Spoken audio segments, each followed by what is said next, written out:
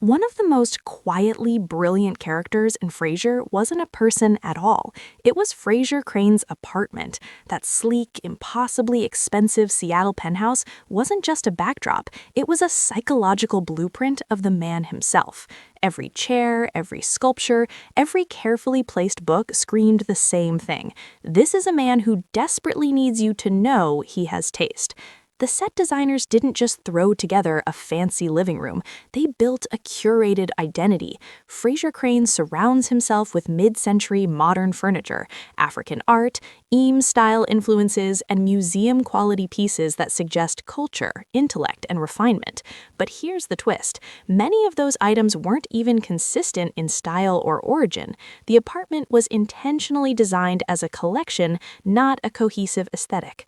Why? Because Frasier isn't just cultured, he's performatively cultured. He's a man who collects prestige the way other people collect souvenirs. And then, right in the middle of all that curated perfection, sits Martin's chair. Loud, ugly, impossible to ignore. That clash wasn't just visual comedy, it was the entire thesis of the show in one frame. On one side, you have Frasier's obsession with status, control, and intellectual superiority. On the other, you have Martin's grounded, working-class reality that refuses to be edited out. The apartment becomes a battleground where those two worlds collide every single episode. Even more interesting, the layout of the apartment was designed specifically for dialogue-driven comedy. The open floor plan allowed characters like Niles Crane and Daphne Moon to move fluidly through scenes, creating those signature farce-style moments. Doors opening at the wrong time, conversations overlapping, misunderstandings escalating in real time. It wasn't just pretty, it was engineered for chaos. And here's something most viewers never notice. The balcony doors were almost never used for actual exits or entrances. They were symbolic. That sweeping Seattle skyline represented the life Frasier thought he had achieved. Elevated, sophisticated, above it all. But the real action always happened inside, where his carefully constructed persona constantly unraveled. By the end of the series, that apartment had done something rare. It didn't just reflect the character, it exposed him. Because for all the rare art, expensive furniture, and skyline views, Frasier Crane was still a man who couldn't fix his own relationships, couldn't win arguments in his own home, and couldn't quite live up to the image he had built around himself. In other words, the apartment wasn't just where the story happened, it was the story. Either you risk hurting their feelings, or you spend the rest of your life diving for cover whenever they happen to. Remember when the biggest drama in your week wasn't a cliffhanger? It was whether a radio host would ever win an argument in his own living room? Well, from 1993 to 2004, Frasier aired on NBC for 11 seasons, and somehow made opera jokes and sibling rivalry must-see TV. The series starred Kelsey Grammer as Dr. Frasier Crane, a radio psychiatrist with a velvet voice and a titanium ego, and alongside him was David Hyde Pierce as Niles, the younger brother who made Frasier look emotionally well-adjusted by comparison. Jane Leaves as Daphne Moon, the psychic housekeeper who couldn't predict how many cranes she'd have to manage. Perry Gilpin as Roz Doyle, the only person at KACL who could shut Frasier down mid-broadcast. And John Mahoney as Martin Crane, the flannel-wearing dad who treated fine art like it was a coupon problem. Born from the shadows of Cheers, the show moved Frasier from a Boston bar to a Seattle radio booth and turned a supporting character into one of television's most decorated leads. Today, we're going to count down 15 weird and wild facts about Frasier, and stick around for number 1 because half of Hollywood was secretly calling in to Frasier's radio show and nobody in the audience had a clue. But before we jump in, don't forget to like, subscribe, and hype this video up because it helps YouTube show this to more retro fans just like you. All right, let's get on the air. Number 15, 20 years as the same character. Kelsey Grammer. Kelsey Grammer played Frasier Crane for 20 straight years. Now, most television actors play a character for 3, maybe 5 seasons. You collect a syndication check and then move on with your life. But Kelsey Grammer looked at that model and decided that it was for quitters. The man played Frasier Crane for 20 consecutive years. My Father, Mary Poppins, and The Hound from Hell Can't Find Me. 2 uninterrupted decades of one human being saying, "I'm listening," into a microphone, while an entire nation pretended that was a normal length of employment.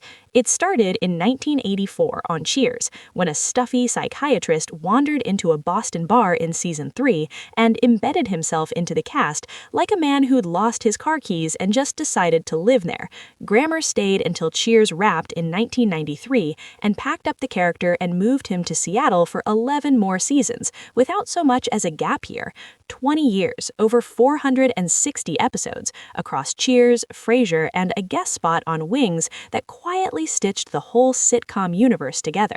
That streak tied the longevity record held by James Arness and Milbourne Stone on Gunsmoke, and then the man couldn't leave it alone. When the 2023 Frasier revival premiered, Grammer officially blew past that record. The years weren't consecutive anymore, but now he played the same character across 4 different decades: the 80s, 90s, 2000s, and 2020s. At a certain point, it stopped being a role and became kind of like a permanent mailing address. Number 14. Lisa Kudrow was Roz Doyle for 3 days. Lisa Kudrow was Roz Doyle, signed, sealed, and sitting in a Seattle radio booth ready to go. Frasier's producers handed her the part in 1993, and the whole arrangement survived exactly 3 days, which is shorter than most free trials. Creators David Angel, Peter Casey, and David Lee built Roz to be Frasier's only functioning check engine light, and the one person at KACL who could sit through a man comparing tap water to a lesser Bordeaux and tell him to wrap it up. Kudrow auditioned and everyone was impressed and she locked down the gig. But then rehearsals happened. Every time Kelsey Grammer wound Frasier up to full insufferable monologue speed, Kudrow's natural warmth just absorbed it.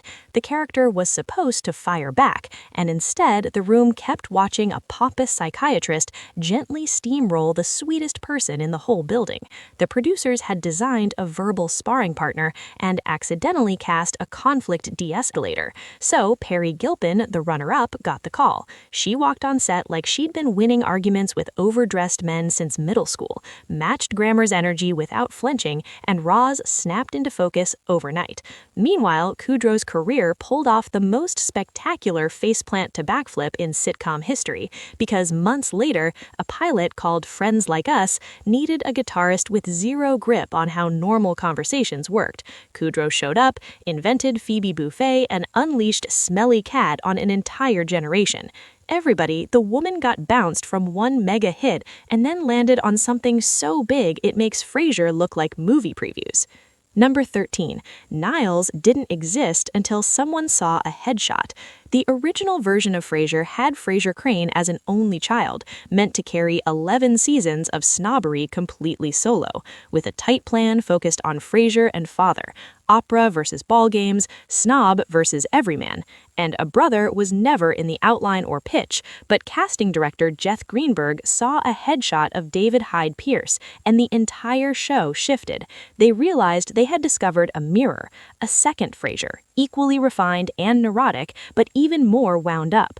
Pierce played Niles like a cashmere sweater stretched over a panic attack, and that one headshot rewired the entire series, fueling sibling rivalry, the Niles and Daphne slow burn, and earning Pierce 4 Emmys.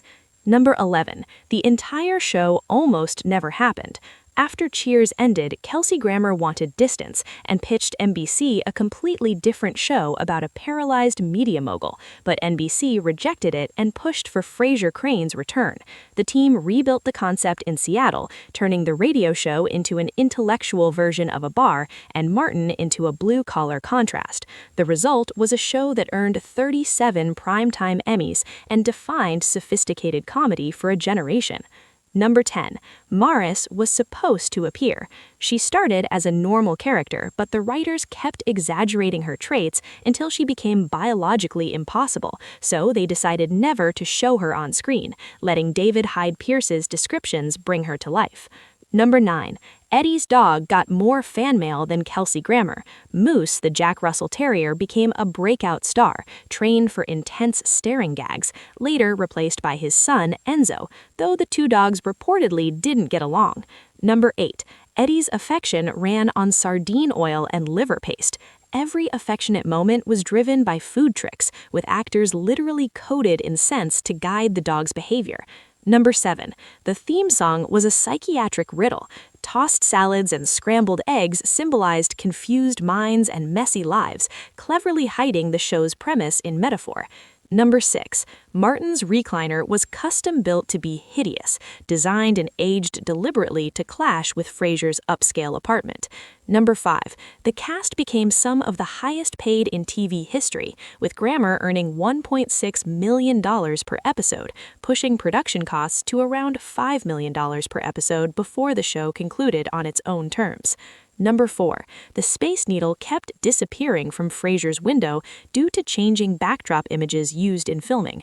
Number 3. Jane Leaves's pregnancy became a controversial storyline involving Daphne's weight gain, which remains debated by fans. Number 2. Roz Doyle was named for a real producer who passed away, honoring her strength and legacy. Number 1.